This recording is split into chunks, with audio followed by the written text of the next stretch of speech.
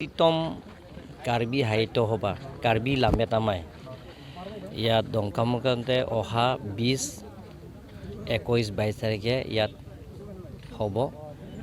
গতিকে আজি কাৰ্বি লামেতামাই কাৰ্বি সাহিত্য সভা কেন্দ্ৰ কমিটি আৰু ৰিচিপশ্যন কমিটি তেওঁলোকে আজি লাই ফুটা আজি স্থাপন কৰা হৈছে আৰু কি কাৰ্যসূচী হ'ব সেই গোটেইখিনি ৰিচিপশ্যন কমিটি আৰু কেন্দ্ৰ কমিটি তেখেতসকলৰ লগত আলাপ আলোচনা কৰা হৈছে আৰু সেই অধিৱেশনত তেখেতসকলে অসম চৰকাৰৰ মাননীয় মুখ্যমন্ত্ৰী ডক্টৰ হিমন্ত বিশ্ব শৰ্মা ডাঙৰীয়াক তেখেতসকলে এতিয়া